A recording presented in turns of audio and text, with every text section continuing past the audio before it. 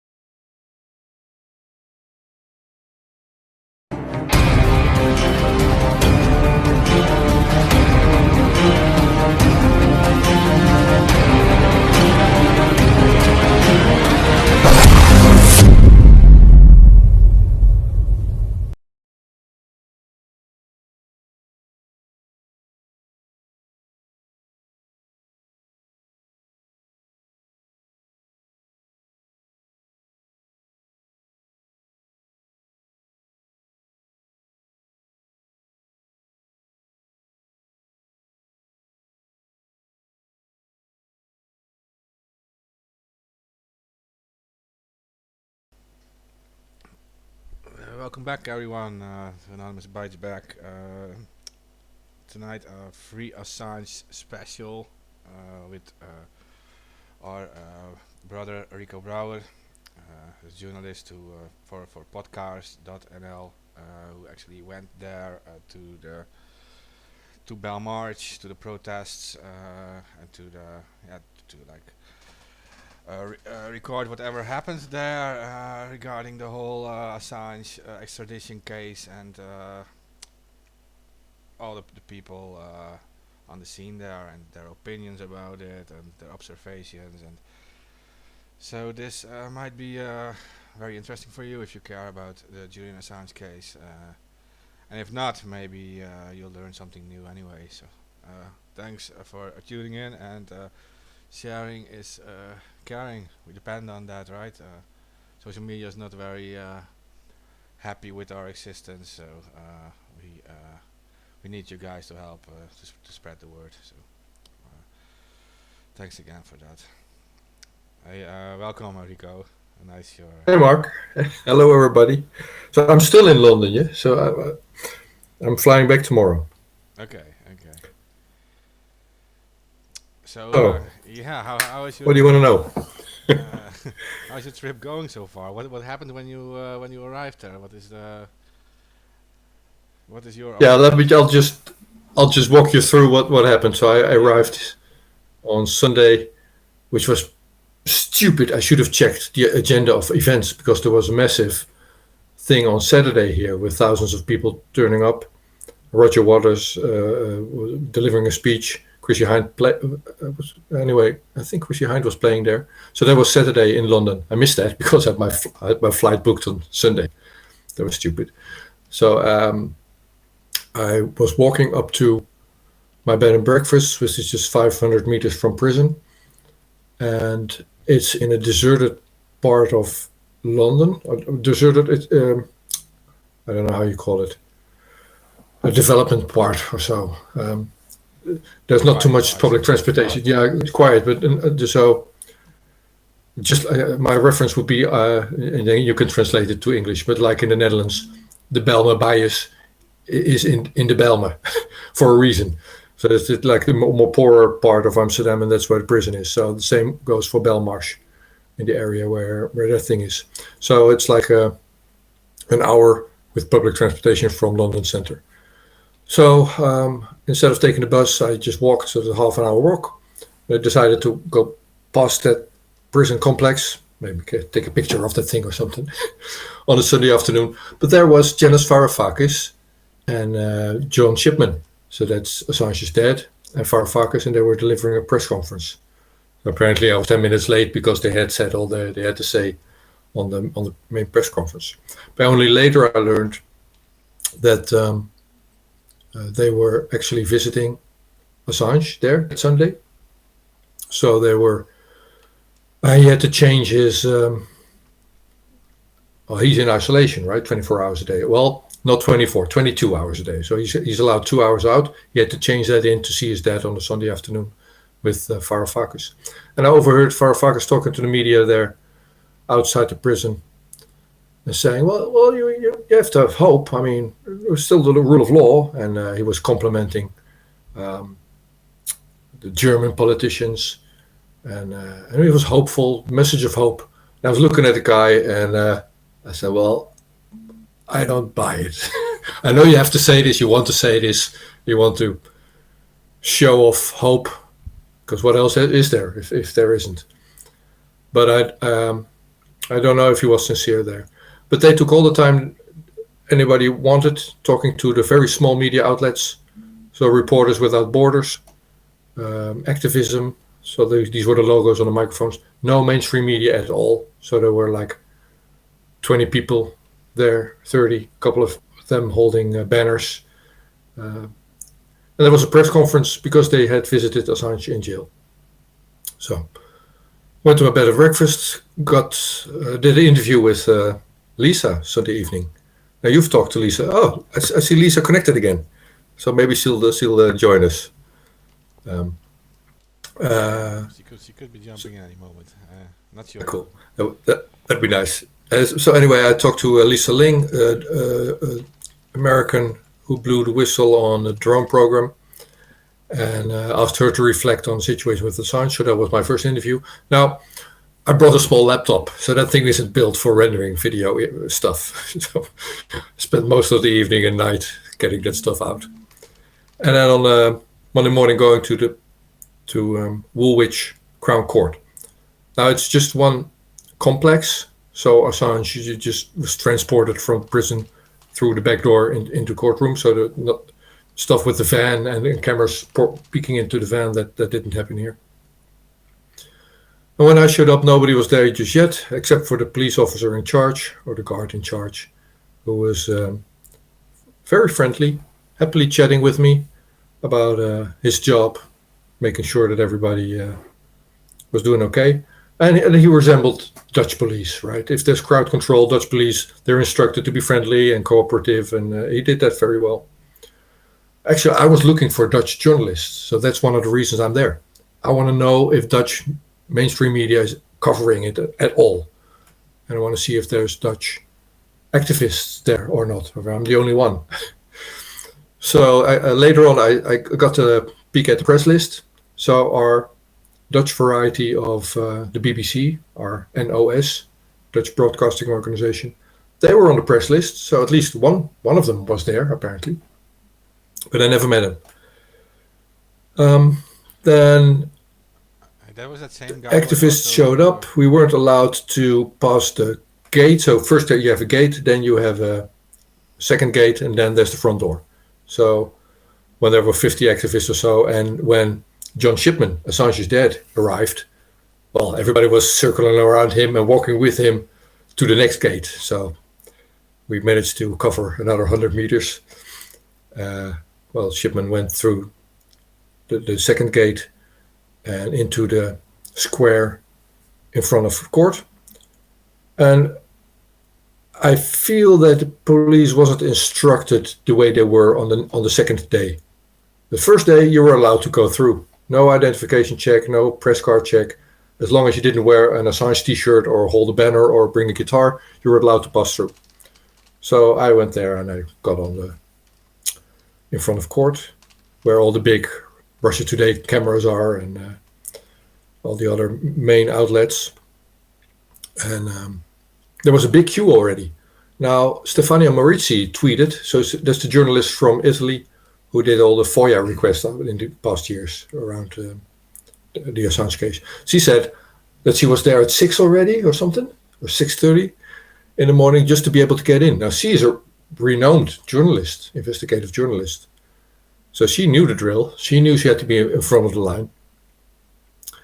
And I wonder, and I still don't know that, but I wonder if that Dutch broadcasting guy, Tim de Wit, if he was in line as well. So I wonder if the mainstream media people were in line. But there was a big queue of journalists that want to come in.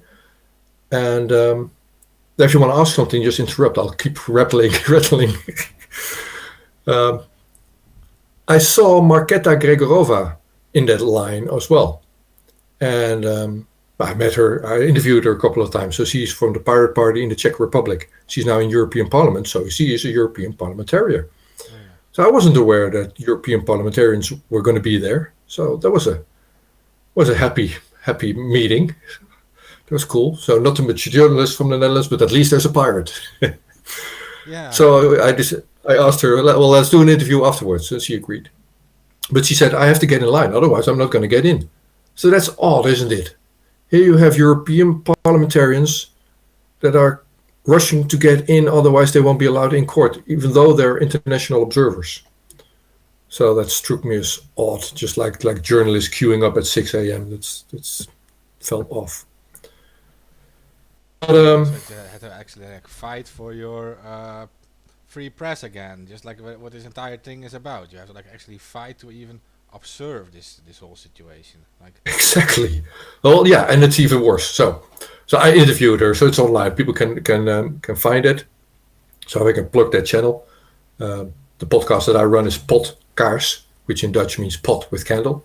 So if you go to Podkaars, podkaars.nl, you'll find the interview with Marketa Gregorova also. And she said this. So she was in line, but she lost the other European parliamentarians of the International Observer Group. And so she was in court, and the other guys went to a briefing for the observers. So she was lost. So she asked the security guys, I need to go to the Assange court. Where do I go? And they say, well, it's courtroom 2. Oh, so she went to courtroom 2. No security at the door, so she went in. Room was pretty empty. Sat down, and the room started filling in, and she was kind of uncomfortable. So she texted the leader of her group, asking, well, where should I be? Well, courtroom 2. Yeah, it's in courtroom 2. Okay, I'll just sit here. And courtroom 2 filled up, and then they started. So she was the only one in. Because the international observers weren't supposed to be in that courtroom. They were supposed to be in a breakout room with cameras and audio system. Now, the British managed to screw up their audio recording system and their crappy cameras, so the international observers couldn't see the start of the trial. And maybe the first couple of hours. I don't know how long that went. So there you are, journalist. If you can't make it to the courtroom or international observer, you're in the breakout room and you don't get to hear anything. But it's even worse. I mean, this is about Assange. He was in the back of the courtroom, behind plexiglass, and he couldn't hear the judge either. So this was his trial, right? And he was asking, well, I can't hear what he's saying. Microphone's not working. And by the way, and Assange complimented him, so he was not complaining, but the people outside were really making noise. Now, I was still outside, and just as the trial started, the French arrived. Now, these were the gilets jaunes, right? The yellow vests. So these guys, 150 of them or so, I think arrived in a bus, brought pens and sticks and banners, and they created a record and screamed, and the amplifier things, the megaphones, and they kept doing it from 9:30 a.m. until 5 p.m. non-stop. So that was heard in court, because this Woolwich Crown Court, that wasn't designed to be a British real court. It doesn't have brick and mortar walls, so audio would make it into courtroom. So the British screwed up their amplification system. Assange was behind plexiglass, so he could hear the protesters outside, and he thanked them for it, but he couldn't hear the judge. So that was day one. Now, on day one, mainstream media was present, journalists, including that Tim de Wit from the Dutch Broadcasting Organization. But day one was for the United States party. So I don't think it's the prosecutors, there's probably another word for that, but let's call it the prosecutors, the people that won them, the lawyers from the United States. So basically day one, Monday, was all about why they think they are entitled to have Assange extradited to them. That's what made it to Dutch media. That's what made it to the 8 o'clock news in our country, Mark. So Tim de Wit wrote his piece and was on our national radio saying, well, Assange looked pretty upbeat, healthy compared to the guy with the beard that was confused like in April last year. So that's pretty much all he said. And what he didn't say is how Assange had been tortured year on year in that embassy by denying him access to his shaving kit, for instance. I mean, you don't grow a beard, you don't grow that beard by choice. So he made it out that that was all Assange's own fault or something. And he amplified. Yeah. Do you think that it was on purpose actually that this Tim de Wit said this? Like that they said on purpose that he was looking good because the defense was putting a big emphasis on the whole torture thing. Yeah. Let me answer that differently. So I talked to Lisa, and I do hope she will join. And I asked her, so how is this portrayed in the United States media? And your audience, Mark, will probably confirm. How is it portrayed in the streets in America? If they know about Assange, how do they feel about that guy? And general opinion will be they don't know who he is. It's been too long ago. Or, he's a bad guy. He did bad things. And he stole the elections from Hillary Clinton and gave it to Trump. That would be like the general opinion if you asked the average American about Assange. Now, I think my gut feeling is maybe our Dutch journalists and maybe the other mainstream media journalists are actually of the same opinion. I mean, if that's the information you're fed and you don't care to look further, and you're asked to only report on Monday, then that's what you're going to report. You're going to report what you think you know already. So I reached out to Tim de Wit because during Monday on Twitter, somebody told me, so I was complaining that I didn't know who was in there. So somebody said, oh, it's Tim de Wit. So I direct messaged him and asked him, oh, cool that you're there. Let's meet. I'd like to interview you on what you see there. He didn't want to do that. I said, oh, okay, maybe tomorrow. No. I'm only here for Monday because, busy schedule. As of tomorrow, I'll be covering Brexit again. I sent him a message back. Oh, well, tomorrow is the Defences Day. So if anything, that should be the thing that you would be covering because that's where the newsworthy, even if you don't care for Assange, that's where the newsworthy stuff is. How is WikiLeaks and Assange's lawyers going to run the defense? But he decided not to be in court. Now, today's Tuesday.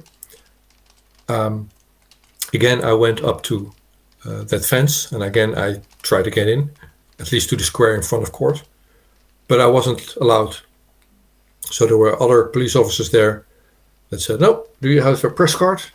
Well, no, but I didn't have one yesterday. Yep, if you need a card, otherwise you're not going to get in. Okay, but so what's changed? Well, the rules have changed. So if you're activist, you can do your activist stuff over there. And if you're a journalist, you show the card, and otherwise, well, you're an activist or something. So I left again to be on the outside of the fence. Now, Kristen Ravnason, the editor-in-chief, is that the word of WikiLeaks? Yeah, like the boss of WikiLeaks currently? Current editor-in-chief, I think. Yeah. He was thrown out of court today. So he was on the open tribune in court yesterday, but he was thrown out. So they actually called him and made him leave the courtroom and didn't tell him why. So he was annoyed, stepped out, and walked up to that fence where I was interviewing somebody else of the activists. He said, well, that's Kristen's coming here. I said, oh, well, okay. So this thing is recording. Are you okay? Yeah, sure. So I started talking to him, and he didn't know why he was sent out. But I asked him, so did they let you back in later? And so, yeah, well, there was such a racket on Twitter and with the activists that they decided to let me in, back in. So I don't know what game is being played there, Mark. Why would they send him out? Is that just bullying? It's the only thing that comes to mind. Then Craig Murray came out. There was a break. They have lots of breaks during the sessions. And he also went to that fence. And the cool thing is, they know that their supporters are behind the fence. So that's why they walk up there, have a nice chat with them. So a journalist of Russia Today asked, "Can I have an interview?" I said, "Yeah, well, I'm going to talk to the activists here first." So queue up. So that was cool. But Craig Murray gave said something that reminded me of seeing Yanis Varoufakis on Sunday. So I was looking at Yanis and saying, well, you say you have hope, you say you have faith in the legal system, but I don't buy it. I don't trust your poker face. And Craig Murray, he said, well, it's a show. It's a show trial. And the American part, they didn't even do their homework properly. And most likely they don't even have to because they know the case is settled already. On Monday, at the end of court session, John Shipman came out. It's Assange's dad. That's an old guy. And I saw him go in court. And he was kind of stressed. He'd taken his time talking to everybody, but still somewhat stressed, obviously. But when he came out, he was happy. He was relieved after the Monday session. I feel he thought, well, if this is what the prosecutors have, then we're definitely going to win. So that's what he looked like. And he told some of the yellow vests there, well, they were lying the whole time, or other words. I'm paraphrasing. But I do believe that in court, the Americans didn't deliver a good case, and I believe they don't have to, because they own the judge already. So I feel the court settled. If Assange is acquitted, if he's let free, even now or in May, that would I would stand corrected. But I'm not so hopeful. So that's my report. Okay, well, that's a clear report. I mean, that does make you think again about what that the other Dutch reporter also said, that the judge doesn't have to decide if Assange is guilty or not, just if there are enough reasons to extradite him. Yeah. This is also weird to me, but like, and then I'm thinking like, John Shipton, he was probably relieved, and maybe Varoufakis too. It could also have to do with the fact that they have been like looking forward to this all the time and being like worried, anxious, excited about what will happen in court, and then when it's finally over, that they're of course a little relieved. And not sure if that has to do with that the Americans really don't have a strong case or whatever. I don't expect them to have a strong case. I mean, we pretty much know what is going on already. Assange is a publisher and not a criminal, so. Well, that's what the Americans said in the opening statement. This is just a regular criminal case. Yeah. So if you're the judge, you should you don't even have to be the defense team, but if you're the judge, you would ask them, well, if it's a regular criminal case, why do you want him as a spy then? That would be the first question that would come to mind, right? Yeah, So. like 17 indictments against him. Like, is this regular for you guys? Is this what you always do? Yeah. Push. So what I didn't know, I wasn't aware, but it has been 10 years, and time is working against us as well. But I didn't know what actually went on with the alleged hack or Assange helping Chelsea Manning at the time with some computer thing. That's the 18th charge, right? The Computer Fraud and Abuse Act. So apparently WikiLeaks in court said today, well, yeah, Assange sent her information Chelsea Manning sent her information to Assange back in the day and had to clean that computer up afterwards. This is the way I understand it. But yeah, then she's lost the administrative access to that computer. But all the soldiers had that, so they could play their MP3, so they could stream the music. So she wanted that access back, and that's what Assange was helping her with. So that's really what went on with Assange helping Chelsea Manning out, resetting a password, rather than what he's being charged for. So he was just helping her get the audio stream back. So that was the way I understand it, what was said in court today. Yeah. Okay. Well, if that is true, then Assange shouldn't be much worried about that. But they do need like a tech expert to witness on that, right? That because like these judges are not like computer experts. They're not aware of it. So if the Americans say one thing and they say another thing, what's the judge going to say? So you need just But you know what? tech. You know what? All things that were said in court today aren't going to be published. So they're not going to be on the internet. The mainstream media wasn't there. This is what I don't know who it was. So there was a big event tonight. I just got back from that. The Imperialism on Trial Free Julian Assange event. And it was actually streamed on Russia Today. So I can imagine people can re-watch that stream if you go look for it. And it was said there also that mainstream media didn't show up on Tuesday. They're not going to show up the rest of the week. So the only thing that's going to be in the news is what was said on Monday, which was the American case. And that's pretty much it. So yeah, we're back to Anonymous Bites Back and the other channels doing their reporting. But that's at this point still not reaching the larger audience. So I feel they are confident they're going to get away with it, maybe. Well, Not so hopeful. well, eventually, I don't think they're going to get away with it, but they're going to get very far, I think. Uh, Yeah, so what I meant to say was they're going to get away with trying to get their hands on Assange. And they might not get their hands on Assange because I think there still will be an appeal will still be allowed, and then that might stretch out for months and months to come, even after May.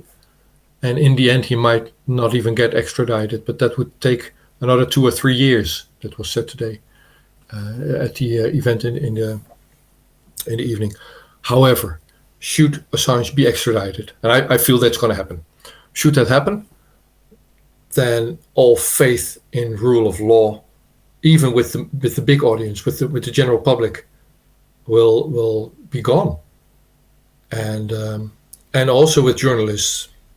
So, yeah, Assange would be lost, but faith in government would be lost as well. So they're not going to get away with it on the long run, and this might be a decisive case. Like there were many decisive moments in our history, right? Going off the gold standard, 9/11, Assange being extradited, they change history. yeah, I think you're right. Like all faith will be gone because if a government doesn't allow itself to be like audited, observed by the press. Exactly. Yeah, that they can't be held accountable for anything they do. Then who is going to trust them? Like, there always has to be a reason why they don't want to be held accountable. That like if you're not doing nothing wrong, why would it matter so much? So it puts them in a very weird spot, I think. And like it is like you're separating yourself from the people, from the civilians who Yeah, eventually that's are it. supposed to vote for you. So Yeah, exactly what was said this evening. Also, there's a disconnect between politicians and the public that are supposed to. But that's the stupid thing with the general public. So this is me being frustrated, unsuccessful politician, right? So I tried to be politician in the Netherlands for a couple of years, never got elected. So this is my frustration. But the stupid thing of the Dutch and everybody that gets to vote is that we don't vote those politicians out. How stupid are we? I mean, there's always the very small candidates that are more genuine than the larger parties, but still the larger parties win. So in the end, we are letting them win, don't we? yeah, yeah. I always learned that the people feel more connected with their local politicians, like from their city, and like the Yeah. big politics. And not where I live. To me, like I live in Almere. yeah, okay, special Point situation. taken. Yeah, and I think it's very sad when you think about it that we're even talking about this whole thing like this. That we have to talk about it like this, like that we're even got ourselves into this whole situation. That is already like many bridges too far, I think. When a Yeah, journalist is and also involved, like, yeah, I've no, yeah, yeah. Journalism is on trial, literally, because next time you want to run a cool story, you're going to get muzzled. Either that, or you're going to go into court, and you or me may not be extradited as a spy just for doing these kinds of talks. But you don't know what's going to happen. Your channel might be deleted, or you would be blamed for spreading fake news because it's not the mainstream narrative. That's the road we're taking currently.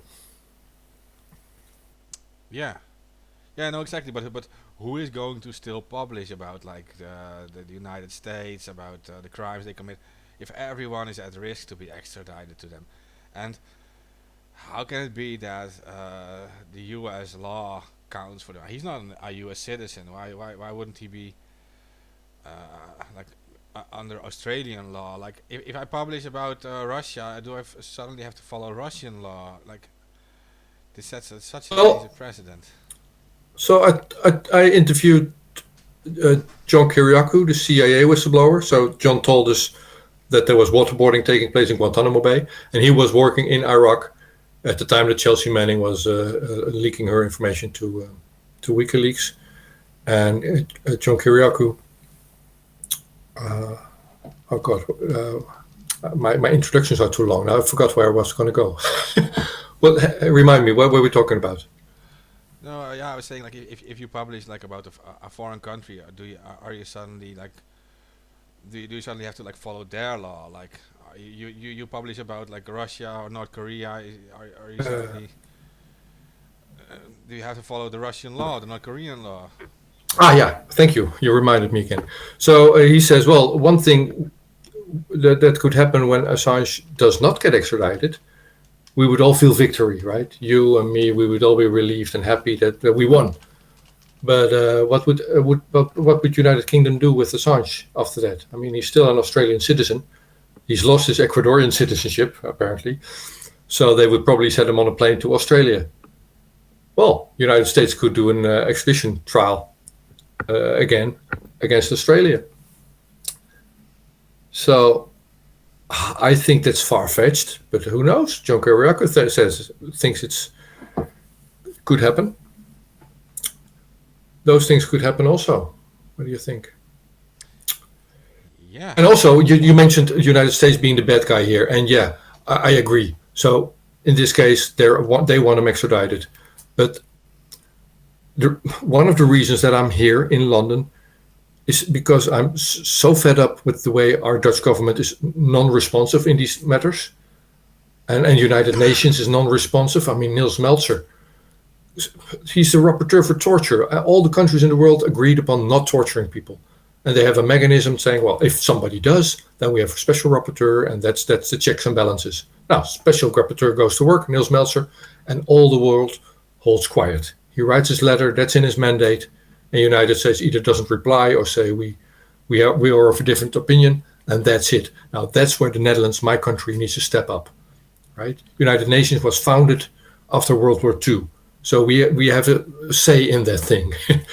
The reason that they founded the United Nations after World War II was to not go through that again. So let's not do a world war again, right? And the same goes for not torturing people. And my country is quiet, and Dutch journalists are quiet. They're not even here. So I have a front row seat on that. So it's not the United States that's screwing up here. It's pretty much everybody. Yeah, except for Russia Today. They were streaming the event tonight, so that was cool. So and there were a few outlets filming in front of Belmarsh Court these past days. That was cool. But the ones that only made it Monday, that's the mainstream media. yeah, it's sad. RT is pretty big and it is a pretty big outlet, but yeah, yeah, it's sad. All media should be there because it's about them. It's their rights are at stake. Their work is at stake. Like even their money is at stake.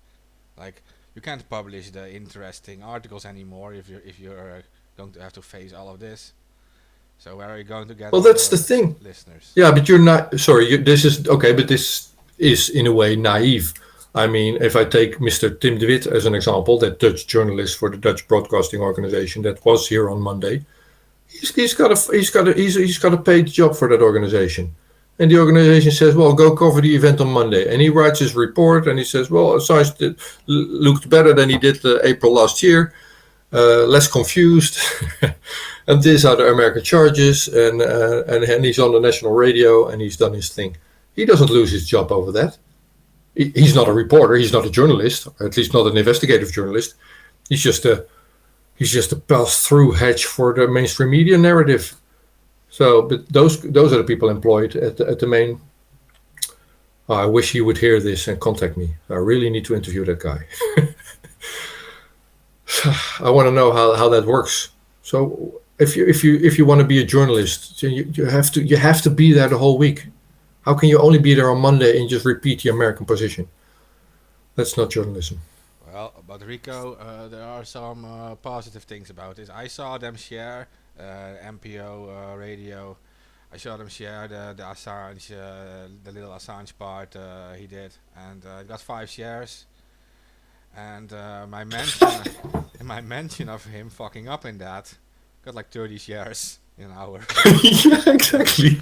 There you can see that there is really a divide. People don't even they don't even watch these channels anymore. Like at least not on the internet. I mean, they watch it on TV, but they Yeah. look at it like some Gillette commercial or something. Like, Yeah. Okay. Yeah, cool. I'm with you. So there's hope. Yep. We have to Yeah, grow our so channels, and they're bigger. we have the internet, and it's like they don't take them seriously anymore. I mean, they're kind of like waking up for this. And Well, that's another. Okay. Yeah, I'm going to be the depressed guy tonight. Yeah. But okay, so the internet was mentioned, and also the event was hosted by what's that guy's name? Peter Lavelle. So you might know him from a show called Crosstalk, which is on RT. oh yeah, And I believe he said, "Yeah, the internet sounds all cool and everything, just like you just portrayed, Mark. However, the internet currently is a device of very efficiently manipulating the mainstream narrative. I mean, you can say what you want on the internet, but you start your show by saying, 'Please share because I'm being banned, I'm being delisted.' So it's not a free internet. It's a very efficient tool to manage the mainstream narrative. That's the internet today." okay, yeah. Well, that is fair to say. Yeah, So you do the happy thought again. I like the yeah, happy thought a moment ago. yeah. Come up with a No, new one. I get it, and I get that opinion too. I mean, but you're dealing with a few big social media that like to censor people, play like a thought police, and you're dealing with a big company like Google that plays a thought police, decides what shows up in the rankings, and but there are alternatives, and they're growing. I mean, like if you look at Twitter, that has like a pretty strict shadow ban policy, and they'll just put you on the shadow ban. But there are people moving to Mastodon. It goes from a few hundred K to now over 2 million members already. Now, they might not be the mainstream people, but there are many activists who already share their things on there, and you have like the more like the free speech people moving to like places like Gab, and now they're all like forming like small islands, but the islands are growing. I mean, they're not Sure, becoming smaller. it's true. They're like growing forever, and will be a turning I point. want to, I'll do the positive thing. So there were. So I was here to see who else is here, and to my knowledge, I'm the only Dutch guy, the only guy from the Netherlands here. But then I met this guy from Norway, and another guy from Norway, and a guy from Denmark, and a lady from Australia, and a few from the United States, and a guy from Belgium, and 150 people from France, which was so cool, and a bunch of Germans. So, and I probably missed the whole. Oh, South Africa. I missed probably a whole bunch of people. So the whole world was there in front of that courtroom. So that's hopeful, and they all share the same critical view of the world. They would all like your show. I mean, you're very informed, and when I listen to Anonymous Bites Back, I mean, you're on top of the news. I read everything, but you tell me new stuff every once so often. And the people that showed up in front of court protesting, they're very informed as well. And also they're there not only to show their support, but because they know, they feel the road we're on, and that this might be one of those turning points. And they're like me, like reluctantly holding up their sign, in contrast with the French that just banged the fences for hour after hour. But this guy from Norway, Hans, he was beautiful. He wasn't a protester, but he flew over anyway.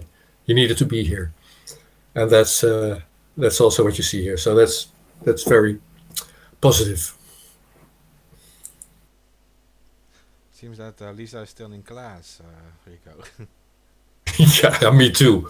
So I was banging the fences also with these guys, but it's just like it's an extra step. Like I'm not a protesting kind of guy, but that's the same thing with moving to Mastodon and moving to Gap. I mean, I have my accounts there, and I'm still have an account on Facebook, and I'm posting my pictures on Instagram.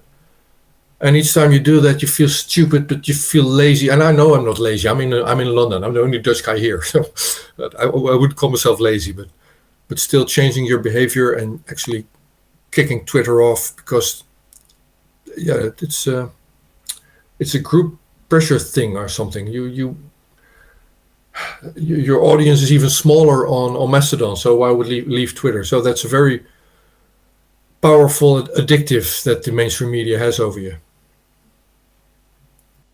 Yeah, Addiction. right. Yeah. Yeah, you're right about that. Like, yeah, but what does matter is not to have like one central location to do everything, because that's when you become dependent on them. And like, I've seen this on Facebook a lot, and like we're being shadow banned, but on Facebook I saw pages like Free Thought Project, Anti-War. They were completely deleted. Free Thought Project had like 4 million followers or something. Anti-War had like a few million too, and they were just deleted by Facebook. And they centralized their entire traffic around one social media thing, and then they got removed. And Zero Hedge felt it pretty hard too when they got deleted from Twitter. Yeah. Like, now they have a strong following, and these people make like new accounts, and they call themselves like Free Zero Hedge, and they will do some things, but these guys they lose all of their audience like at once, and that's because they use one single social media, and which is sad. It has to be like this, but you need to like literally use like many different social media to even survive. Yeah, we need to diversify everywhere, Yeah, and yeah, that's the pledge that I'm going to do. I'm going to do that. Who cares? I mean, what am I? It's just it's bullshit. What it's not like it's not like I have to following like a Zero Hedge does. And even if you are Zero Hedge, you have to be the thought leader. You have to make the example. So we need to do that, Mark. We need to move off. So that's my commitment. I'll copy all the interviews over to BitChute or whatever other channels are out there. Get myself off of YouTube and change the communication mechanisms. yeah, yeah. No, and yeah, in some way that is like the only weakness WikiLeaks really had, and that is that there was one central location, and that could easily be targeted. Uh, I understand that the place to like drop documents to had to be like central, one secure place that you always know is always secure. But the place to publish, I think that was the big weakness of WikiLeaks. They knew it would be on that site, and that site needs to be down. Assange is their main character. We need to take him on, and then we get rid of WikiLeaks. Well, in fact, Well, they didn't get rid of WikiLeaks. WikiLeaks is uh, still out there. yeah, but that would be their that target. They're taking the target is the smart individual that is the one individual that outsmarts them. It's not just Julian Assange. In my book, that goes for Kim.com exactly the same way. Yeah. So yeah, so that's why those people are targeted. Yeah, because if Mega Upload would be here today, I know Mega that NC is still here, but if Mega Upload would be here today, it could very well be used as a similar platform because it also allowed uploads of videos, etc. You could, like, the collateral murder video could have been uploaded on Mega Upload too. Exactly. Yeah, exactly. Yeah, and it would be published there, and it would be such a huge network. I think they had like at least like 200 million users or something, and they had like at some point, I think it was Kim.com who claimed that they did like 7% of all the internet traffic, like all the traffic on the entire internet, like 7% or something. So yeah. I was talking to, so on another topic. I don't know how long you want to do this, but I remember talking to Marketa Gregorova, the pirate that's in European Parliament, and I didn't record this one, but she said, well, the flying between Strasbourg and Brussels, that's one of the downsides of the job. And then she had to move for some assignment to another city in Germany, but there was a storm, so she couldn't. So you had to take the train. It was an 11-hour train drive. And she was worried about her cat at home. So she has a cat in her home in Brussels. They wouldn't get fed, so they wouldn't get food. No. And then we started talking and say, well, Marketa, I don't know if you paid attention to this China situation, but airlines are going broke right now because they're not flying anymore. So you want to be home every weekend in Czech Republic and you want to move from Strasbourg to Brussels by plane? Or, I mean, pretty soon you're not going to take a plane, maybe in Europe even. So that might also be a thing. I intend to be back here in May and report on the Assange situation, but do we still fly in Europe in May, you think? How's that virus going to spread by then? That's a good question, and that is something to take very seriously, and that makes it even more troublesome that we have this whole fight against press now, because exactly. Will we even know the situation? Will we even know the truth? Like, and how fast? Next time, there you go. So I'm doing this report, but next time I won't be able to come here, so nobody's going to show up. Yeah. Yeah. Exactly. That sucks. But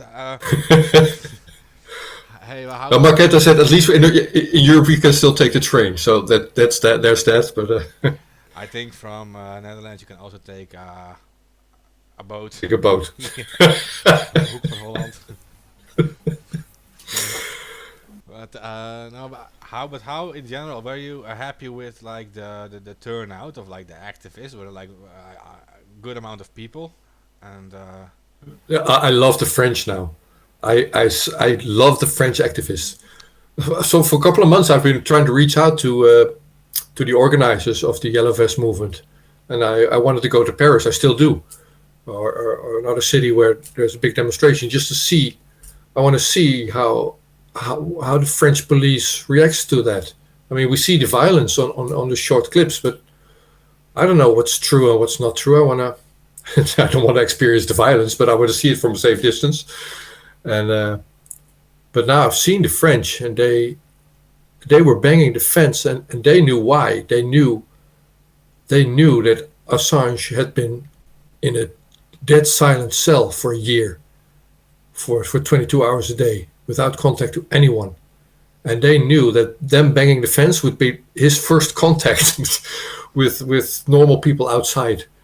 And once I got that idea, I started banging the fence as well. So that was so positive that these yellow vests, and they left Monday evening again, so they've gone now. So they were just here for the day. That as a turnout, that was brilliant. Other than that, I'm very disillusioned of the Dutch. So I know Dutch Pirate Party is dead. That's why I left. They don't exist anymore, and not in an activist way, if they ever did. But where's the British then? Where's London? Come on, this is your city, your country, extraditing the one true investigative journalist taking on the empire. Where are all the Brits? So they did turn out on Saturday apparently, but they should have been at court, and they weren't. So I was disappointed in that. Okay. Hey, Smiler, yeah, ask your questions. If you want. Yeah. Okay, so in the court about that, you just mentioned that there will be things happening 2-3 years even after this trial's something's Hmm. decided, and what would those things be? Like what's gonna Well, happen after this trial? yeah. So this is the first week, and we all know that this first session is split up at least in two parts. So this week, and then in May they're gonna do it again. Apparently, the reason for that is that the American party, so the American lawyer said, "Well, we can't stay in UK that long," so that's why they split it in two. Apparently, so after the session in May, then the judge is gonna rule. Now, I don't know, that's probably not going to be May, maybe June, maybe July. But then there's always appeal, right? If you lose on the first leg of a court, then you can appeal. And maybe there's, I don't know the British juridical system, but if you appeal, that case might take a year, maybe. And even if that fails and somebody wants to fight that one, maybe there's another appeal that you can do. Now, these appeal cases, they tend to take way longer. So that's why I come to the 2 or 3 years. Now, what happens at the end of that? Yeah, if Assange loses, he gets extradited. Is that an answer?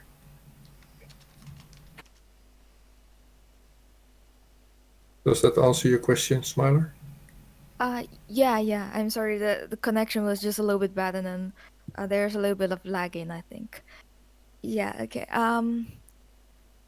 Yeah, I think that answers. And I just wonder about one thing, like, do you know why would the case be not in a regular court, but in In like this one? why wouldn't it be like practiced in the regular court for this case? I don't know what you mean with regular court. Um, like now they're doing the trial in the prison, right? No. So, well, I'm not a lawyer and I'm not a British. So the way I understand it, there's different courtrooms. Mm. So the last one was magistrates court, something on a different location. They've now chosen the Woolwich Crown Court, which is also part of the British juridical system. It's just conveniently next to Belmarsh Prison. Now, why would they do it there? It's a stupid location for a few reasons. One, they don't have proper walls, so you can hear the people protesting outside. So that was stupid of them. Another reason to not do it at the current location is that there's not enough seating.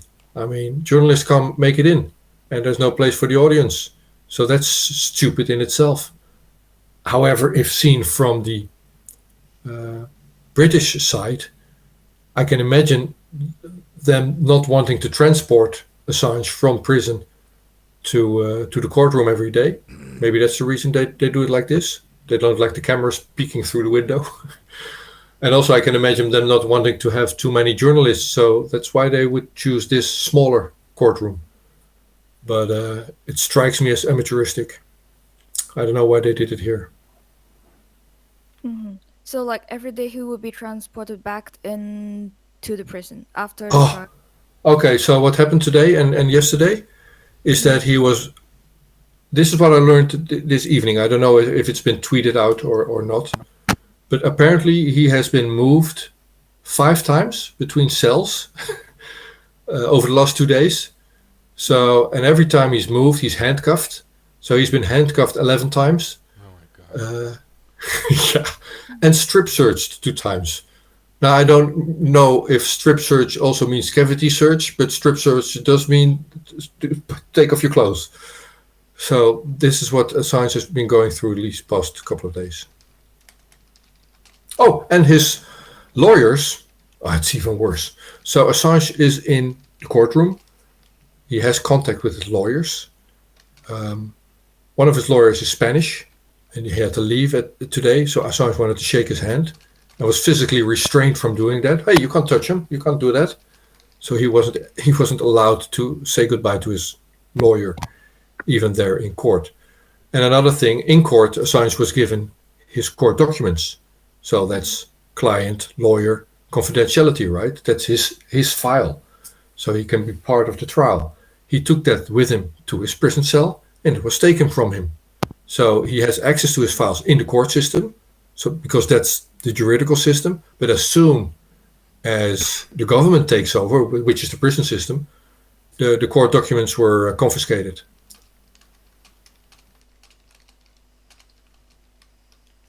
And that's it.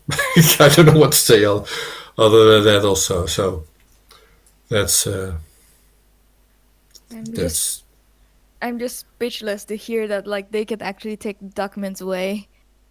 Like so. Why are we still thinking this is a normal court procedure? It is not. It is a mockery. There is no rule of law. This it's a show trial. I mean, if this is allowed to take place, this and also the politicians. Come on, Boris Johnson and the Queen, and they're all in on this, right? So that's also what I wanted to see up close. So there is no. I don't think he's going to get extradited. That's the only outcome of this. If they manage to do this, either that, or they really want to torture him to the full extent because they know he's going to be acquitted at the end of the road. That might even be the hopeful scenario if he lives. But it has nothing to do with the due process and. See, that's an interesting approach you would have there. That this whole torture process might actually be the punishment because they know they will lose in the end anyway.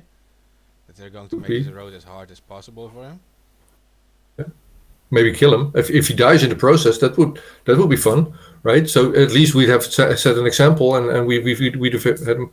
He wouldn't be if Assange gets out. He's the most dangerous man alive for the American empire. But he probably has a pretty significant grudge by the time he's recovered. So if they manage to kill him in this process, I mean, it looks like that's what they're doing, isn't it? I mean. One of the things that was shocking that when it was brought in the courthouse, the judge actually said that he can't do anything about it, which was really shocking that he's out of power to fix this situation.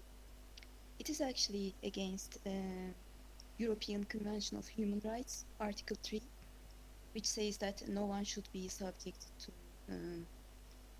torture, bad treatment.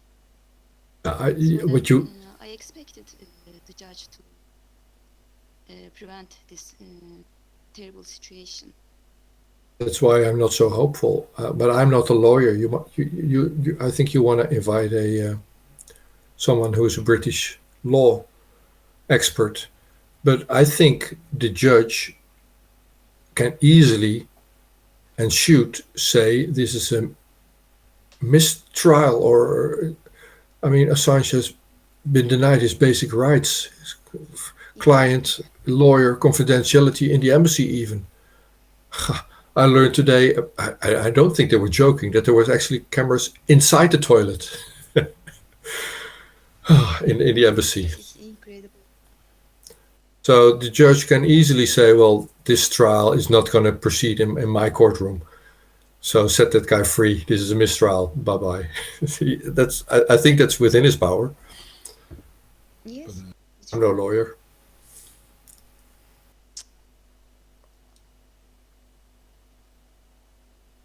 Well, All right, guys. the UK. Yeah. Okay, one more thing maybe. The UK did sign up for the European Council, for the European Human Rights Council, and so this is the thing, because you mentioned also like the Dutch government not doing anything, but it was the Socialist Party actually asked like questions from the Dutch government, and they on paper, and they got their answer, and that answer said like, yeah, we as a Dutch government, we can't go into UK internal affairs, so to speak. It's not their thing. But they said like the UK is part of the European Council on human rights and these things, and that should guarantee a fair trial for Assange. Yeah, but so this is can I do swear words here? This is Sure, there you total go. bullshit.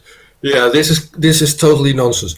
So what our prime minister or minister of foreign affairs could do is summon the ambassador of UK and in no uncertain terms say, I do not accept the way you treat this guy because we all signed up to this treaty and you're violating it, in my opinion. So, what's going on, Mr. Ambassador?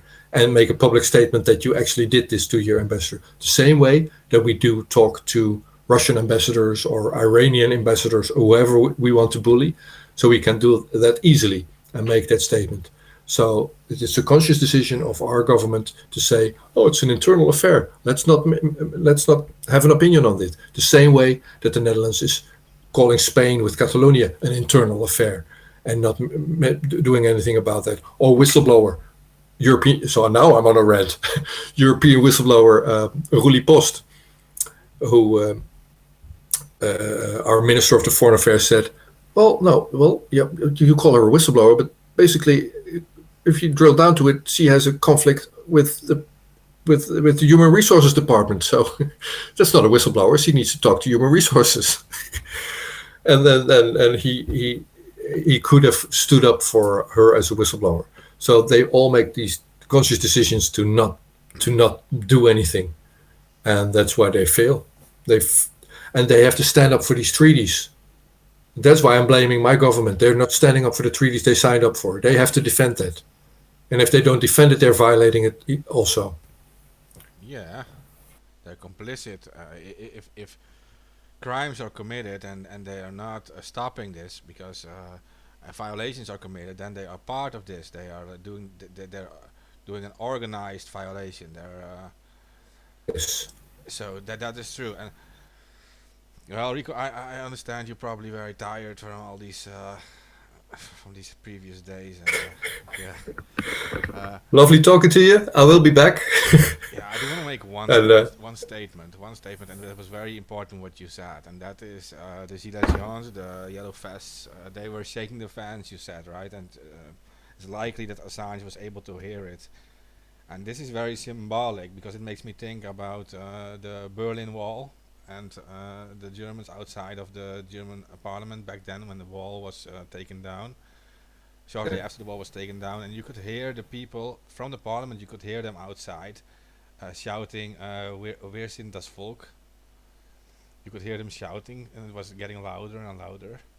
And I think in this case, it matters that we continue to shake the fans. oh Also, yeah, it always very much so. The reason that WikiLeaks editor in chief was led back into the courtroom was because there was an uproar. Uh, Also, Janis Varoufakis in his press conference on Sunday said that, and this was genuine. I believe him totally. He said, "Well, I do feel for the people working here. I mean, the guards, the police officers here, the people working in the juridical system here in this prison, because it's a mockery, and they see this for the mockery that it is, for the fake trial, and they have to, yeah, that's their job, doing this and guarding these protesters, but they know they're right. So I'm sorry for the people working here, and that this is their job. And we know we're morally right, and we know we're doing the right thing, and everybody's seeing that. You know, these guards are seeing that, and the judge is seeing that, and the lawyers are seeing that, and I'm pretty sure the prosecutors from the United States are seeing that as well. So it is working, and we need to just up the volume. It's like in that Stephen King book, the Shawshank Redemption. What's the Shawshank Redemption? Was that? So the guy wrote once a week. Wrote a letter to be able to get books, and then finally he got a letter back. And in that book, and it was adapted into a movie. The letter that he got back was, "Would you please stop sending your letters? You're not going to get books from us." And then he started sending 2 or 3 letters a week yeah, until he finally got his books and started a library. So that's what we need to do. We need to write more letters. We need to bang more fences. yeah, We need to buy yellow vests. Yes, when it comes to yellow vests, I would like to say that, of course, French people, as well as Catalan people, and other oppressed people all over the world appreciate Assange very much, since Assange is also the protector of human rights. And through Macron leaks, actually, he exposed several violations in France. So they certainly appreciate Assange. Yeah, we should give a shout out to Zita Johns, to Jill, our friend Anon Jill. Yeah, I know you're probably listening again. Uh, Thanks for all that you do. Like Rico also said, you guys really made a difference, and you're still making a difference. So, uh, They're the ones that gave me hope. I was very happy to see them there. Couldn't stop laughing at seeing them losing their voices and banging the fences singing all day long. songs for Assange. So brilliant. Okay, with that, guys, girls, great talking to you. We'll talk again later. Yeah, we'll talk again Great later. having you. Bye Thank bye. you. Bye bye. Bye bye.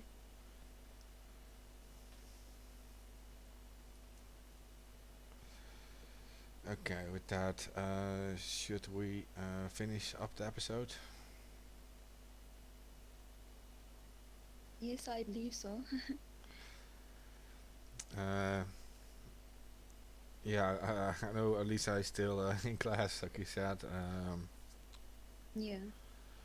Rico would love to have talked with her too on the air. We'll do a later episode about this, and yeah, thanks everyone for listening and help to share this. I mean, Rico went there. He's still in London, and he's trying to do like an unbiased report. He's not affiliated to any political group or whatever strange campaign. He's just an independent journalist, and he works alone, and he's a great friend of all of us, and he's reliable, and you have to you can find him at Rico Brouwer on Twitter, or at podcaars.nl, which is POTKAARS.nl. You'll find all his stuff, and he's really very vocal about this, and he's had some great interviews with other people, including Niels Meltzer from the United Nations, who's the rapporteur on torture for the United Nations, who confirmed that Assange was actually being tortured, and others like John Kiriakou, and he is always busy with this. So if you liked what he had to say tonight, then follow him on podcaars.nl. And with that, we'll finish the episode. Please help to share it. It's what we depend on. You guys know this. So thanks for listening.